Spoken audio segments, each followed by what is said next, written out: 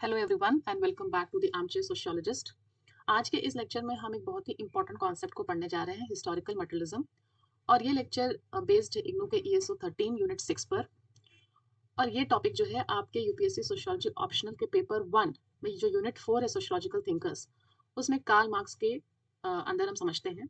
Karl Marx के पूरे sociological thought को समझने के लिए ये फाउंडेशन है। अगर आप कार्ल मार्क्स के कॉन्सेप्ट्स को समझना चाहते हैं, सही तरीके से समझना चाहते हैं, तो हिस्टोरिकल मटेरियलिज्म को समझना बहुत ज़रूरी है। तो इस लेक्चर में मेरा एम यही है कि इस कॉन्सेप्ट को हम स्टेप बाय स्टेप बिल्ड करें, उसको क्लियर एक्सप्लेनेशंस और एग्जाम्पल के साथ समझें, एग्जाम के पॉइंट ऑफ व्यू से समझें। तो बिना ज़्यादा डिले किए चलिए हम लोग कॉन्सेप्ट की तरफ बढ़ते हैं।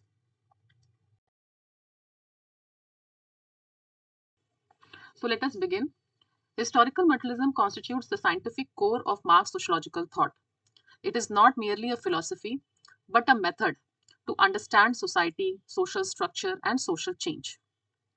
Marx was concerned not only with describing society, but also with explaining its transformation and future trajectory.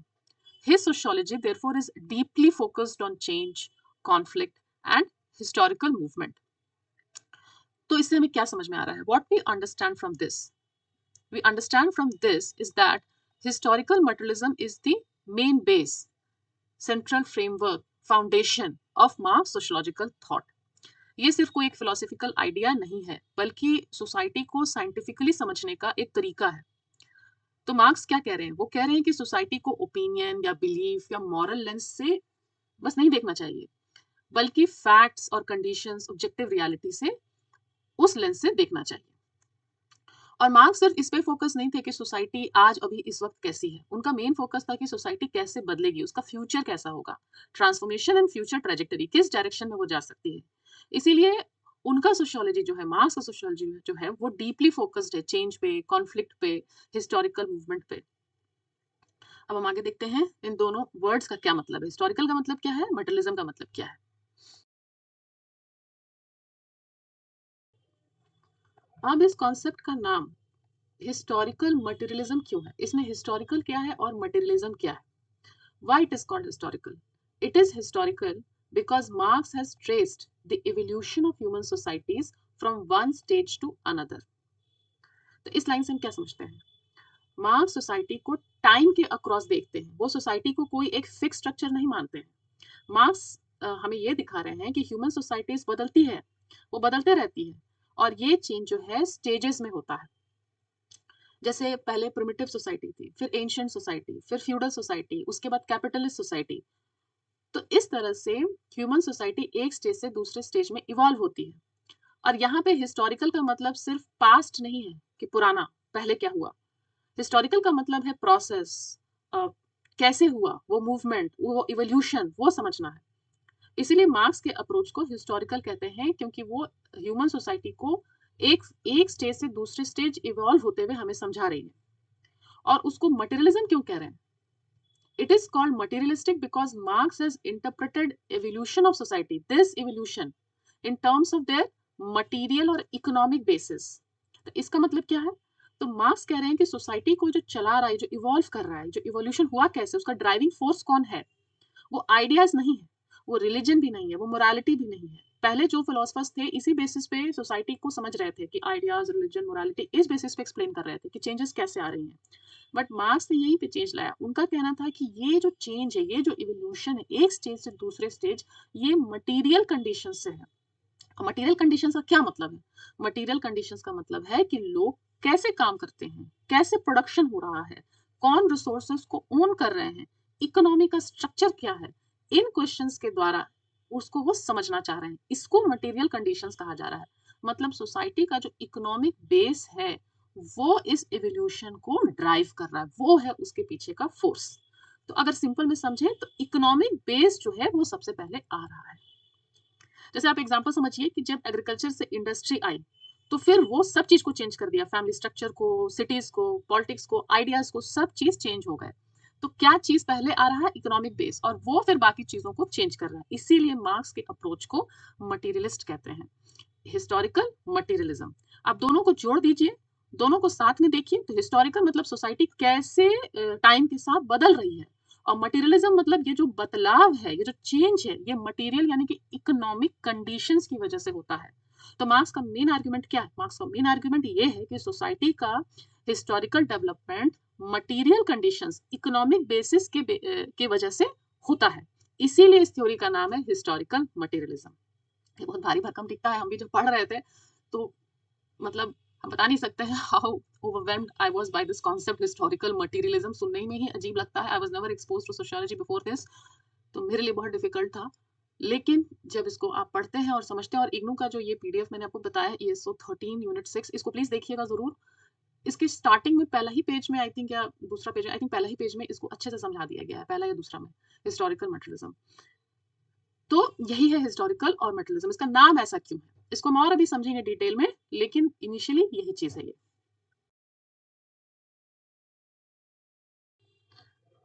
Okay, what is the meaning of historical materialism? Marx's general ideas about society are known as historical materialism. At its core, it argues that material conditions, especially economic conditions, shape the structure and development of society. तो marks क्या कह रहे हैं? वो कह रहे हैं कि सोसाइटी का जो स्ट्रक्चर है और उसका डेवलपमेंट, ये हमें इकोनॉमिक कंडीशंस के थ्रू समझना चाहिए। और ये जो मटेरियल कंडीशंस हैं, ये जो इकोनॉमिक कंडीशंस की बात हो रही है, ये दो चीजों के बने हुए हैं मेनली, प्राइमरली। किसके? Forces of production and relations of production. Forces of production का क्या मतलब है? फोर्सेस का प्रोडक्शन मतलब कि हाउ प्रोडक्शन हैपेंस, हो कैसे रहा है, किन चीजों से हो रहा है? तो हो रहा है टूल्स से, टेक्नोलॉजी से, लेबर से। और दूसरा रिलेशंस ऑफ प्रोडक्शन, मतलब कि ओनरशिप क्या है, किसका है? ये जो फोर्सेस ऑफ प्रोडक्शन है, ये किसने ओन किए हुए हैं? So who controls these forces of production, that forms a relations of production.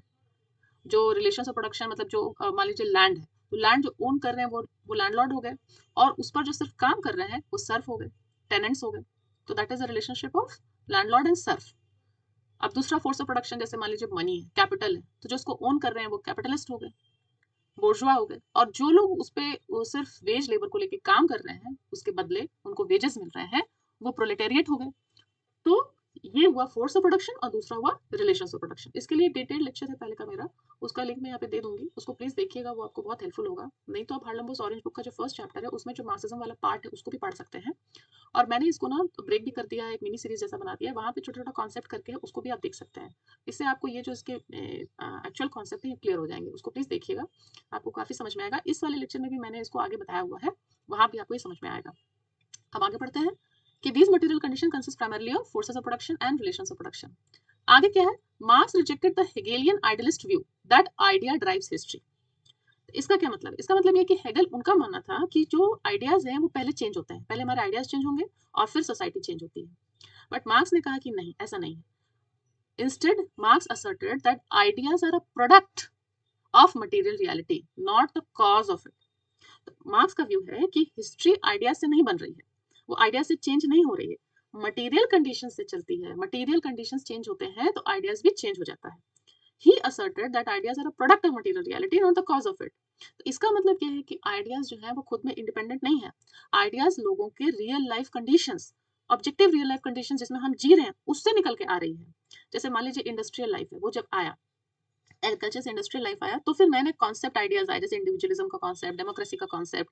तो आइडियाज जो है वो रिजल्ट है, वो कॉज नहीं है।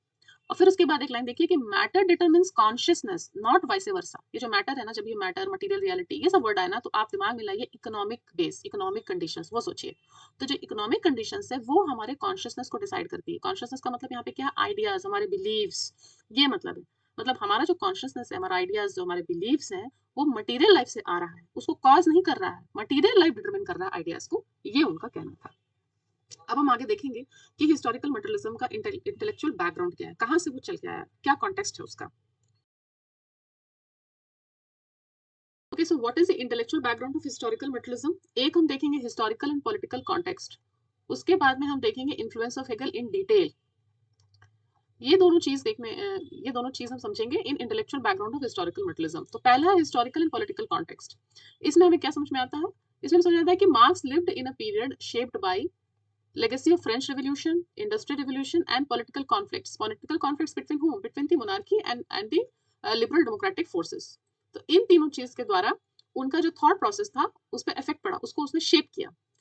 तो पहला जो फ्रेंच रेवोल्यूशन है, इससे क्या समझ में आया? इससे समझ में आया कि जो सोसाइटी है और जिसके पावर स्ट्रक्चर है उसको चैलेंज किया जा सकता है, उसको ट्रांसफॉर्म किया जा सकता है। लेकिन इससे ये भी समझ में आया कि पॉलिटिकल इक्वालिटी अगर आ भी जाए तो इकोनॉमिक इनइक्वालिटी जो है वो बनी रहती है। साथ ही इंडस्ट्रियल रिवोल्यूशन के बाद में फैक्ट्रीज आ गए, वेज लेबर और शार्प क्लास डिविजन्स भी आ गए। इससे ये क्लियर हुआ कि इकोनॉमी ही जो है वो सोसाइटी के कॉन्फ्लिक्ट्स, इनइक्वालिटीज का मेन सोर्स है। और जो ये कॉन्फ्लिक्ट्स थे, जो पॉलिटिकल स्ट्रगल्स थे मोनार्की और लिबरल फोर्सेस के बीच में, इससे ये समझ में आता है कि पॉलिटिक्स न्यूट्रल नहीं है। पॉलिटिक्स जो है वो डिफरेंट क्लास इंटरेस्ट को रिप्रेजेंट कर रही है। तो ये तीनों चीजें ने अफेक्ट किया मार्क्स के थॉट को शेप करने में। अब हम आगे देखते हैं मेन क्या इन्फ्लुएंस रहा हेगल का, इसको हम डिटेल में देखेंगे अभी। अब हम देखेंगे what is the influence of Hegel on Marx. Marx was deeply influenced by Hegel's philosophy of history plus dialectical method. Dialectical method का मतलब क्या है? इसका मतलब है कि जो चेंज है वो कॉन्फ्लिक्ट और कॉन्ट्रडिक्शंस इनके थ्रू आता है, स्मूथली नहीं आता है। लेकिन यहाँ पर एक चेंज हुआ। हेगल का जो व्यू था वो ये था कि डायलेक्टिकल आइडियलिज्म मतलब कि आइडिया ड्राइव्स हिस्ट्री। पहले आइडिया आता है और उसके बाद फिर चेंज आता है। पहले आइडिया आता है, फिर सोसाइटी इवॉल्व करता है, फिर इंस्टीट्यूशंस बनते हैं, फिर सोसाइटी शेप होती है। तो इसका फ्लो कैसे समझिएगा? पहले आइडिया आया, फिर इंस्टीट्यूशंस आए, फिर सोसाइटी चेंज हुई, ऐसे हुआ ये। तो जो बेस है वो आइडिया है और आइडिया से क्या आ रहा है? सोसाइटी में चेंज। ये है हेगल का मानना। ये है आइडियलिज्म, क्योंकि आइडिया जो है वो सोर्स है according to Hegel. But Marx का व्यू अलग है। मार्क्स का व्यू क्या है? मार्क्स का व्यू है डायलेक्टिकल मटेरियलिज्म। तो डायलेक्टिकल वाला पार्ट तो उन्होंने एक्सेप्ट कर लिया, बट यहाँ पे उन्होंने आइडियलिज्म से क्या कर दिया? मटेरियलिज्म। इसका क्या मतलब है? इसका मतलब यह है कि मटेरियल कंडीशंस ड्राइव हिस्ट्री। मतलब पहले लोग कैसे जीते हैं, कैसे काम करते हैं, मतलब कि जो मटेरियल लाइफ है। फिर आता है सोशल रिलेशंस, इसके बेसिस पे जो हमारे सोशल रिलेशंस वो बनते हैं, बदलते हैं, और उसके बाद आते हैं हमारे आइडियाज। तब जाकर आइडिया डेवलप होता है। तो फ्लो कैसा है इसका? पहले पहले मटेरियल लाइफ, फिर सोशल रिलेशंस, फिर आइडियाज। यानी कि इसको उन्होंने ठीक उल्टा कर दिया। तो मटेरियल लाइफ है वो बेस बन गया और फिर बनेंगे आइडियाज। तो इसको उन्होंने ठीक उलट कर दिया, रिवर्स कर दिया। इसलिए कई बार कहा भी जाता है कि marks turn Hegel on its head. तो आइडियाज जो है कॉज नहीं है, रिजल्ट है अकॉर्डिंग टू मार्क्स।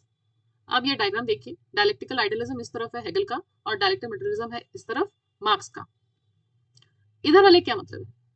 दोनों में डायलेक्टिकल वर्ड जो है वो कॉमन है, बट उसका जो बेस है वो अलग है। हेगल का डायलेक्टिकल आइडियलिज्म है, यानी कि पहले थीसिस होगा, यानी कि एक आइडिया कोई भी आइडिया, फिर उसको काउंटर करने का एक ऑपोजिट आइडिया, एंटीथेसिस। जब इन दोनों के बीच में सिंथेसिस हो जाता है, वो मिल जाते हैं, तो एक नए आइडिया का जन्म होता है। It becomes the new thesis, a new idea. इसी से फिर आगे हिस्ट्री प्रोग्रेस करती है। फिर इस नए आइडिया का एक ऑपोजिट आइडिया आएगा, मतलब एंटीथेसिस, एंड ये जो है चेंज, ये चलता रहेगा। यही है progress of history, through progress of reason, through ideas, ऐसे चेंज हो रहा है। बट मार्क्स का जो डायलेक्टिकल मटेरियलिज्म था, उसमें ये जो थीसिस एंटीथेसिस वाला चीज है, ये जो कॉन्ट्रडिक्शंस और कॉन्फ्लिक्ट है between two things, two opposite things, वो तो रहेगा, लेकिन उसका बेस उन्होंने बदल दिया। अब यहाँ आइडिया की जगह पे क्या ले आए? वो मटेरियल कंडीशन ले आए। तो थीसिस यहाँ पे हो जाएगा एग्जिस्टिंग मटेरियल कंडीशंस। अभी जो एग्जिस्टिंग मटेरियल कंडीशंस है, अभी जो मोड ऑफ प्रोडक्शन है, उस पर बात हो रही है। एंटीथेसिस ऑपोजिट, कॉन्ट्रडिक्शन से प्रोडक्शन। तो इन दोनों के बीच में आ जाएगा क्लास कॉन्फ्लिक्ट, क्योंकि जो नए फोर्सेस ऑफ प्रोडक्शन आएंगे वो पुराने रिलेशन ऑफ प्रोडक्शन को तोड़ेंगे। इन दोनों के बीच में आ जाएगा कॉन्ट्रडिक्शन, कॉन्फ्लिक्ट, और इन दोनों के सिंथेसिस से फिर एक नया मोड ऑफ प्रोडक्शन जो है वो स्टैब्लिश होगा सोसाइटी में। जब वो नया मोड ऑफ प्रोडक्शन स्टैब्लिश होगा तो फिर कुछ समय के बाद एक ऑपोजिट एंटीथेसिस, एक दूसरा मोड ऑफ प्रोडक्शन का फिर जन्म होने लगेगा। फिर दोनों के बीच में चलेगा कॉन्फ्लिक्ट, और फिर इस नए मोड ऑफ प्रोडक्शन की वजह से, इस नए फोर्स ऑफ प्रोडक्शन की वजह से जो पुराने रिलेशंस ऑफ प्रोडक्शन थे उनमें टूट आने लगेगी, वो टूटने लगेगा। तो इस तरह से फिर हिस्ट्री जो है प्रोग्रेस करेगा। प्रोग्रेस ऑफ हिस्ट्री कैसे होगा? Through progress of material life, through progress of change in economic base. यहाँ पे रीजन था, आइडियाज थे, और यहाँ पे क्या हो गया? Material life. तो मार्क्स एक्सेप्टेड हेगल्स डायलेक्टिकल मेथड, इस मेथड को उन्होंने ले लिया, लेकिन उनके आइडियलिज्म वाला जो पार्ट था उसको उन्होंने रिप्लेस कर दिया। किससे? मटेरियलिज्म से। तो ये इन्फ्लुएंस रहा हेगल का। अब हम समझते हैं सोशियोलॉजिकल अप्रोच टू हिस्ट्री। तो मार्क्स ने हिस्ट्री को फिलोसफी की तरह नहीं बल्कि सोशियोलॉजी की तरह स्टडी किया है। Marks rejected the speculative philosophy and instead adopted a strictly sociological approach. कैसे किया है? Marks theory sought to explain all social phenomena in terms of their place and function in the complex system of society and nature. इसका क्या मतलब है? इसका मतलब है कि मार्क्स के अकॉर्डिंग अगर हमको सोसाइटी को समझना है तो हमें सोसाइटी के जो स्ट्रक्चर्स हैं, उनके जो फंक्शंस हैं और सोसाइटी नेचर का जो रिलेशनशिप है उसको देखना चाहिए। मतलब सोसाइटी कोई एब्स्ट्रैक्ट आइडिया नहीं है बल्कि रियल सोशल फेनोमेना है जो मटेरियल कंडीशन से शेप हो रहा है। इसीलिए उन्होंने मेटाफिजिकल रिलीजियस एक्सप्लेनेशन को रिजेक्ट कर दिया। अब इस प्रकार से historical materialism becomes a method, सिर्फ फिलॉसफी नहीं, अभी मेथड बन गया क्या चीज का, of socio historical analysis and a basis for political action as well. तो मार्क्स ने मेटाफिजिकल रिलीजियस एक्सप्लेनेशन रिजेक्ट कर दिया और इस प्रकार से वो एक मेथड बन जाता है हिस्टोरिकल मटेरियलिज्म, एक तरीका बन गया, एक साइंटिफिक तरीका जो हिस्ट्री को सोशियो हिस्टोरिकल प्रोसेस के रूप में एक्सप्लेन कर रहा है। और इसका फोकस क्या है? इसका फोकस है पॉलिटिकल एक्शन, मटेरियल कंडीशंस। तो एक तरह से कहा जाए तो जो मार्क्स है उन्होंने समाज को, सोसाइटी को पढ़ने का और समझने का जो तरीका है हिस्टोरिकल मटेरियलिज्म, उसको जमीनी हकीकत पर वो ले आए, मटेरियल कंडीशंस वहां पर ले आए, रादर देन आइडियाज जो ऊपर से आसमान से देख रहे थे वहां से उसको नीचे ले आए, जमीन पर ले आए।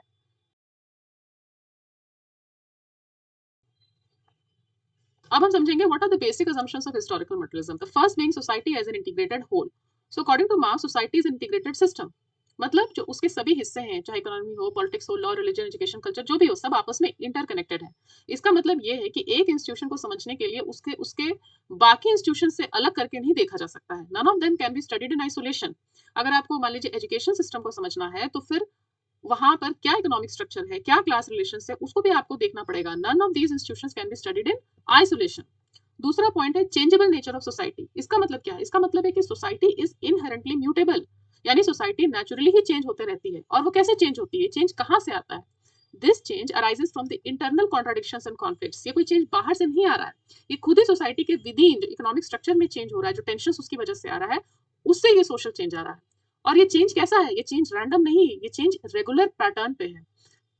चूंकि ये रेगुलर पैटर्न पे है इसीलिए इसको साइंटिफिकली एक्सप्लेन किया जा सकता है। फिर नेक्स्ट असम्पशन है human nature in social relationships. So according to Marx there is no permanent persistence of human nature, there is no fixed human nature. Marx ने इस आइडिया को रिजेक्ट कर दिया है कि कोई फिक्स्ड ह्यूमन नेचर है। According to him human nature is neither originally evil nor originally good. उन्होंने कहा कि it is in origin potential. अब इसका क्या मतलब है? इसका मतलब है कि ह्यूमन नेचर ना ही इविल है ना गुड है, एक्चुअली में वो सोशल और मटेरियल कंडीशन से शेप हो रहा है। तो ह्यूमंस के पास पोटेंशियल है which develops differently in different societies. और ह्यूमंस जो है वो हिस्ट्री बना भी रहे हैं, they are making history and they are getting shaped by it also. Humans history बना रहे हैं और in turn they are shaped by the historical and social conditions. Next point आता है ह्यूमन नेचर में कि अगर ह्यूमंस नहीं भी चाहें, independent of their will, they have to enter into social relationships. Why? Because of production of life necessities. तो life की जो जरूरतें हैं, जो नीड्स है, रिक्वायरमेंट्स हैं, उनको प्रोड्यूस करने के लिए they are forced to enter into social relationships independent of their will. और ये जो सोशल रिलेशंस में जब वो एंटर कर रहे हैं, ये सोशल रिलेशंस क्या करते हैं? These relations take the form of class relations leading to class struggle. तो ये सभी अजम्पशंस हैं हिस्टोरिकल मटेरियलिज्म के। पहला, सोसाइटी इज इंटीग्रेटेड होल। दूसरा, चेंजेबल नेचर ऑफ सोसाइटी। और तीसरा, अबाउट ह्यूमन नेचर।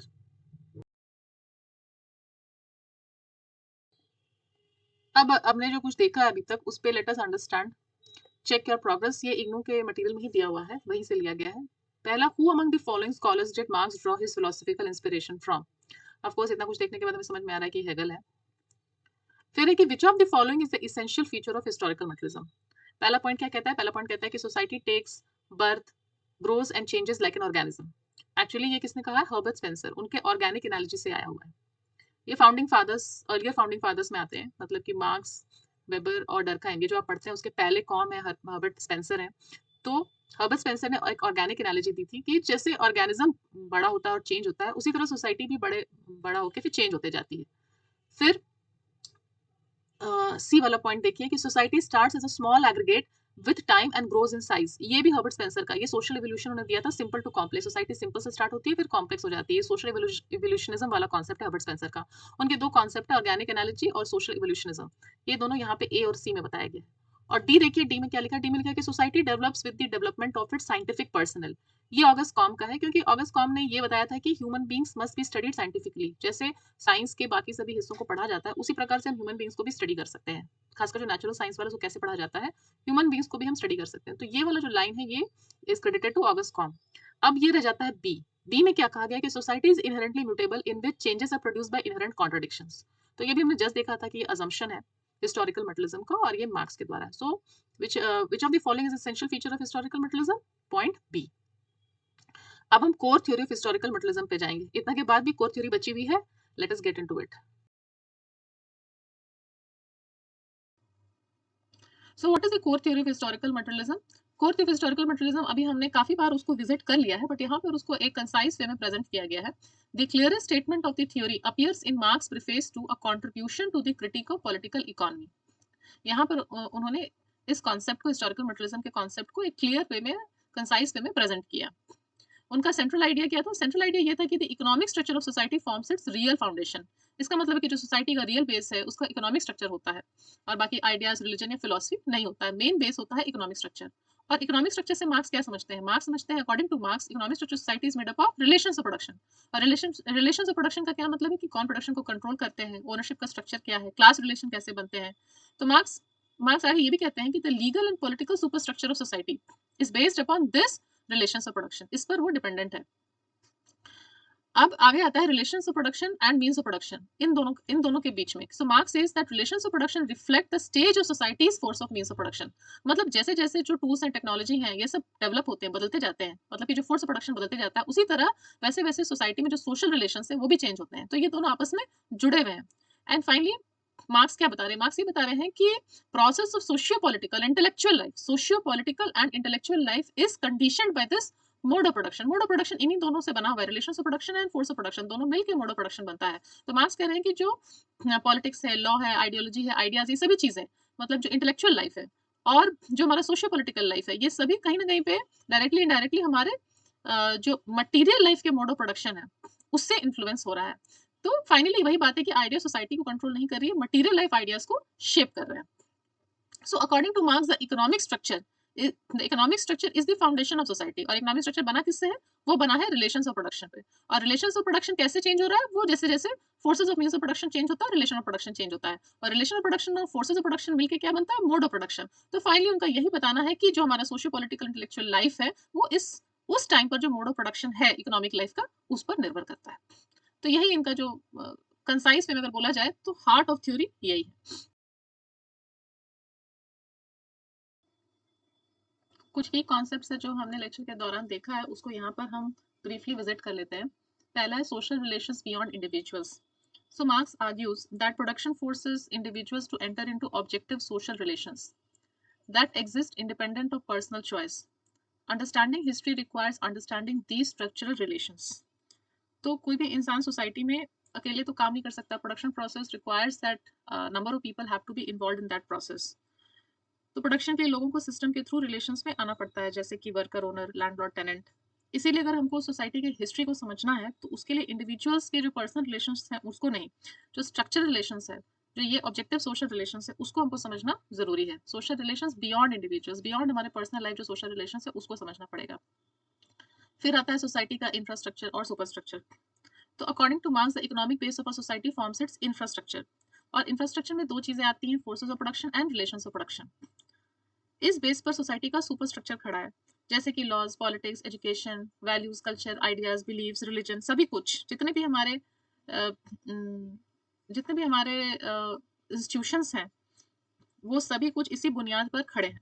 तो और सबसे इम्पोर्टेंट बात कि ये जो हमारा बेस है, जो इकोनॉमिक स्ट्रक्चर है, ये डिटरमिन कर रहा है, बना रहा है सुपर स्ट्रक्चर को, बट सुपर स्ट्रक्चर भी जो है इस बेस को लेजिटिमाइज कर रहा है, उसको मेंटेन कर रहा है। आगे हम देखते हैं forces of production, relations of production. Forces of production का मतलब क्या है?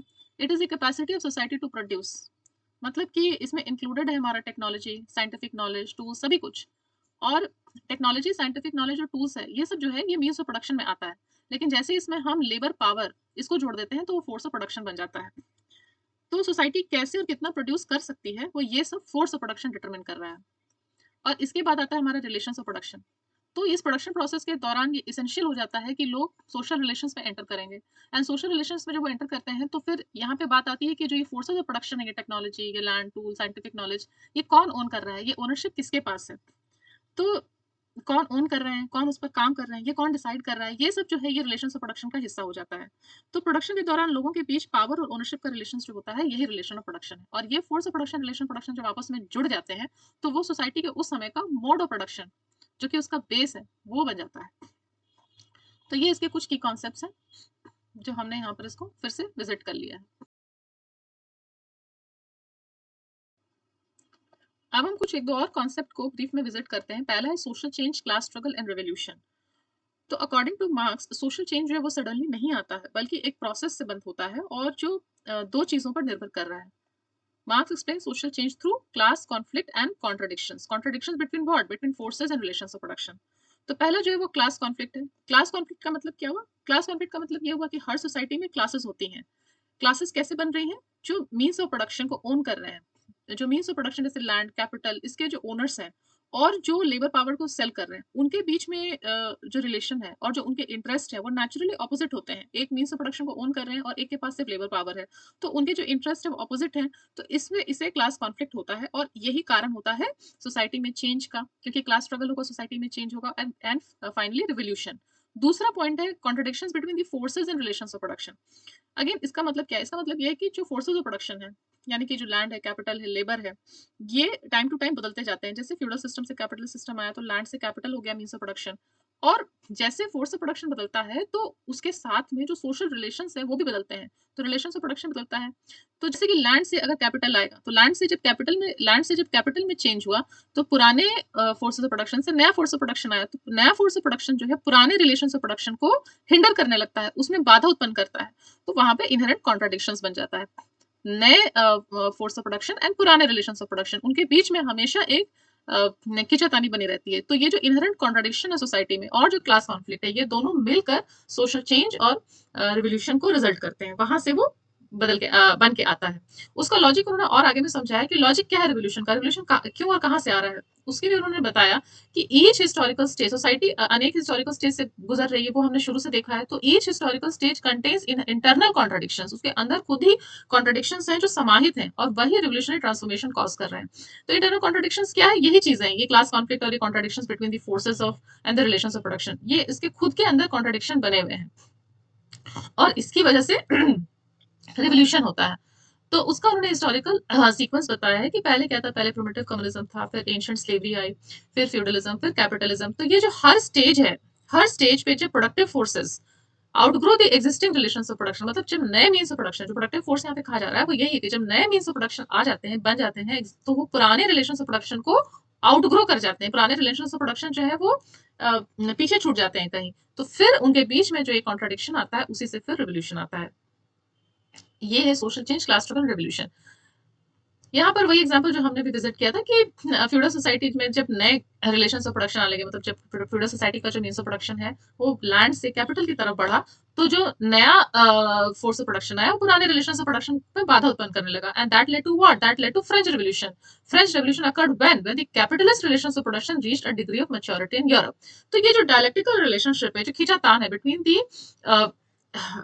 between the new forces of production in the society and the old relations of production, they provide a cause of revolution। यही मिलकर रिवोल्यूशन और social change को cause कर रहे हैं।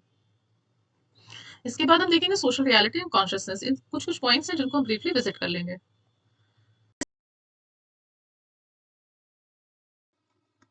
तो यहाँ पे कॉन्सेप्ट है सोशल रियलिटी एंड कॉन्शियसनेस। इसका क्या मतलब है? Marks clearly distinguishes between social reality and human consciousness. For Marx, reality is not determined by human consciousness. According to him, social reality determines human consciousness. तो marks के according reality जो है हमारी वो पहले आती है एंड हमारा जो कॉन्शियसनेस है, हमारे जो थॉट्स हैं, बिलीव्स हैं, आइडियाज हैं, वो बाद में आते हैं। मतलब जो लोग कैसे कंडीशंस में जी रहे हैं, कैसे काम कर रहे हैं, उन्हीं कंडीशंस के अकॉर्डिंग उनका थिंकिंग डेवलप होता है। तो for marks human consciousness social reality से बनी हुई है, ना कि उल्टा। यानी कि जो हमारे आइडियाज, बिलीव्स, वैल्यूज, थॉट्स, ये जितने भी कॉन्सेप्ट्स हैं, ये अपने आप कहीं वैक्यूम में, हवा में नहीं बन रहे, बल्कि मटेरियल कंडीशंस, इकोनॉमिक स्ट्रक्चर जो है उससे बनकर आ रहे हैं। आजकल आपने इंस्टाग्राम वगैरह पे ये कॉन्सेप्ट देखा होगा मैनिफेस्टेशन, या कई बार लोग सीक्रेट ऑफ सक्सेस इस तरह से डिसाइड बताते हैं कि अगर आप अभी अपने सक्सेस को फ्यूचर में मैनिफेस्ट कर ले रहे हैं, कि जैसे कई बार लोग कहते हैं कि I am manifesting something XYZ to happen in 5 years down the line, और in 2026 I am manifesting this. तो in itself it is a very attractive concept. ये कहीं ना कहीं इसी चीज को दर्शा रहा है कि आई एम सेइंग कि my ideas will change my reality. अगर if in itself it is a very attractive concept, what I mean to say is this कि अगर इसके बाद आप फॉलो थ्रू करते हैं, आप उसमें वो पुट इन करते हैं हार्ड वर्क, लेबर, तो डेफिनेटली आपका कहीं ना कहीं पे आपके रियलिटी को भी ये चेंज करेगा। लेकिन अगर अगर इसको आइसोलेशन में बस छोड़ दिया जाए कि I manifest something and it is bound to happen just because I am thinking like that, आप कितना भी जोर से सोच लें, हार्ड सोच लें, तो until it is followed up with change in your reality, it doesn't happen। तो आजकल काफ़ी सारे सीक्रेट सक्सेस गुरुज़ वगैरह हैं जो कि इस तरह से ये चीज़ को बोलते हैं कि you should have positive thinking, you should manifest your future, you should manifest success. But although it is a very attractive concept और हम अट्रैक्ट हो जाते हैं, लेकिन आई स्टिल बिलीव कि to change our social reality it has to come from change in the अगर हमको अपना सोशल रियलिटी को चेंज करना है तो हमको अभी इस वक्त में जो हमारी रियलिटी है, हमारा जो भी इकोनॉमिक कंडीशन है या जो सोशल सोशल कंडीशन जिसमें हम हैं उसी में चेंज लाना होगा। वो सोच से भी आ सकता है, but until unless we put in the hard work and we follow through, उसको हम करें तभी वो संभव है। Thus, ways of human thinking must be explained in terms of social relations of which they are part. तो कैसे मतलब लोग क्या सोचते हैं, जो वैल्यूज फॉलो करते हैं, जो आइडियाज डेवलप होते हैं, ये सब उनके जो सोशल रिलेशंस है और जो मटेरियल कंडीशंस है जो लाइफ के, उसी से एक्सप्लेन किया जा सकता है। फिर हम ब्रीफली मोड ऑफ प्रोडक्शन को भी देख लेते हैं।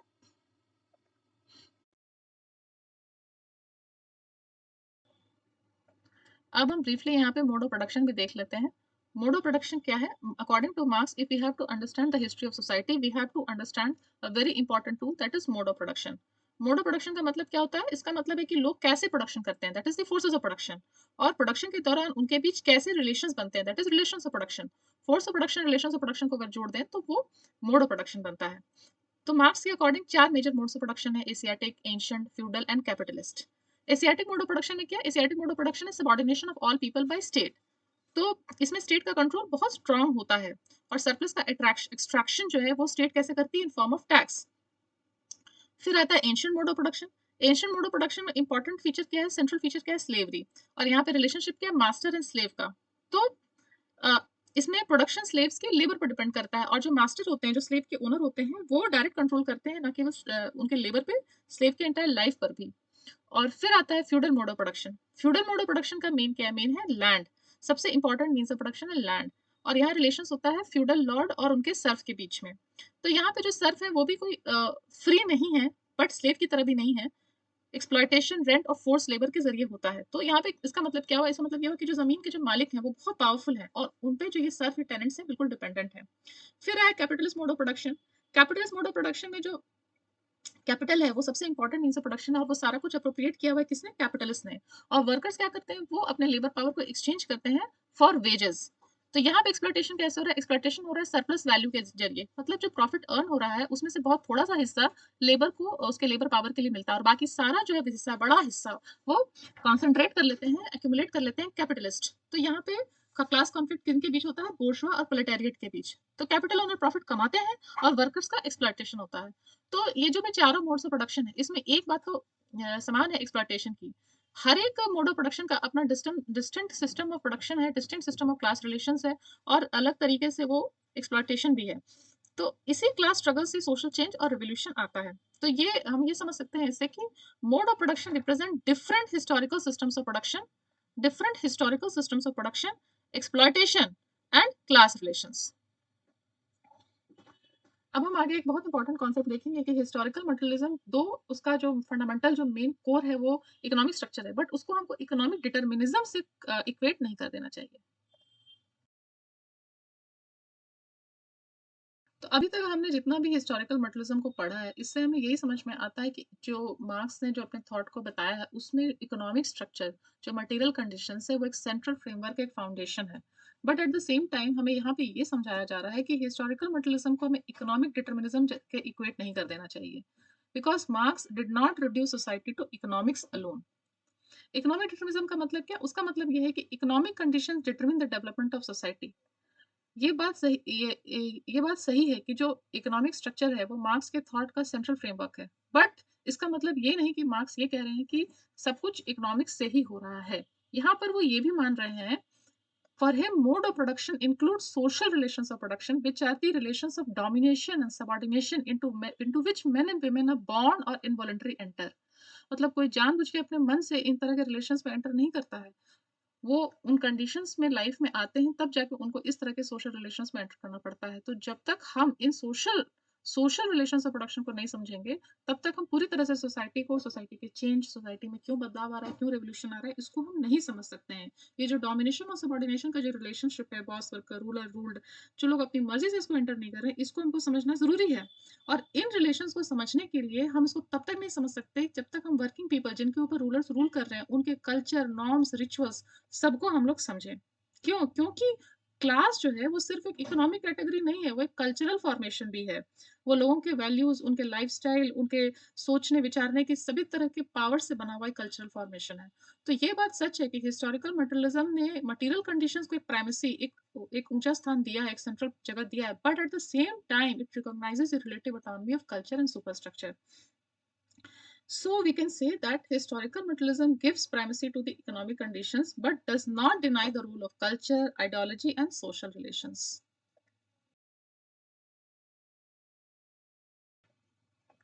तो अभी तक हमने जो देखा है उसका लेटेस्ट चेक आवर प्रोग्रेस। पहला, what comes under means of production and force of production.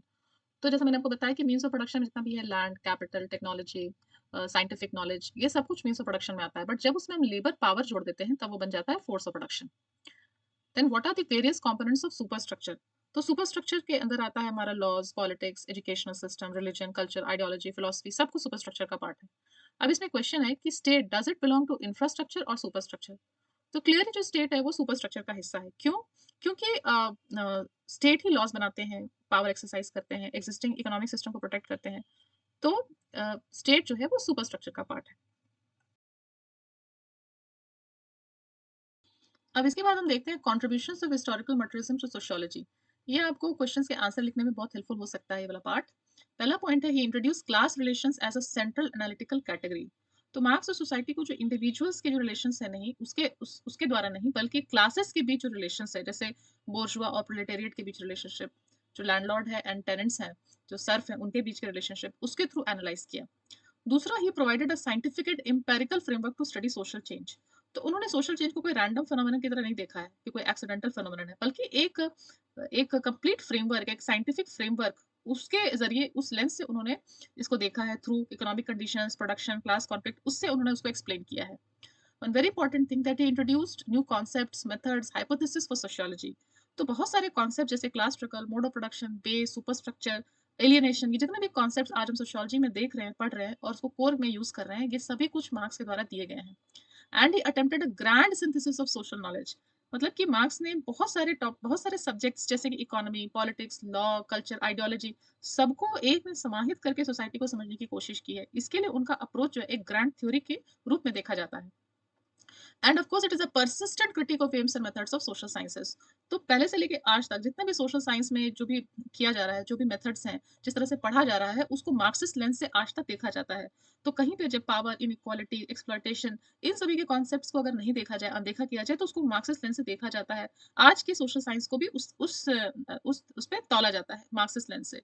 Therefore historical materialism has become a foundational influence on modern sociology, क्योंकि उन्होंने एक हमें लेंस दिया जो सोसाइटी को क्लास, इकोनॉमी, पावर, इनके लेंस से समझने का एक स्ट्रॉन्ग फ्रेमवर्क हमें हिस्टोरिकल मटेरियलिज्म और मार्क्स के थॉट देते हैं। तो इसके साथ में इग्नू का जो ईएसओ 13 यूनिट 6 था, उसके अंतर्गत हिस्टोरिकल मटेरियलिज्म को जितने भी पार्ट से समझाया गया है, उसको हमने कंप्लीटली कवर कर लिया है। एंड आई होप आपको ये लेक्चर बहुत अच्छा लगा हो, बिकॉज़ मुझे भी बहुत एफर्ट लगा इसको करने में। एंड अगर आपको इससे आपको कोई कॉन्सेप्ट आपको समझ में आ रहा है, तो I am really glad, I would really glad, because जो भी एफर्ट करते हैं, अगर स्टूडेंट्स को समझ में आता है और उनको फ़ायदा होता है, तो that serves the purpose. And as I say always, that if you like this lecture, then please share with your friends, with your sociology enthusiast, sociology aspirants, ताकि मुझे भी मोटिवेशन मिले कि मैं बहुत क्वालिटी कंटेंट के साथ आप लोगों को इम्पॉर्टेंट इम्पॉर्टेंट जो कॉन्सेप्ट्स हैं, जो मुझे भी बहुत डिफिकल्ट लगे समझने में, जब मैं पढ़ रही थी, तो आप लोगों को मैं समझा सकूँ। So thank you so much and let's meet in the next lecture.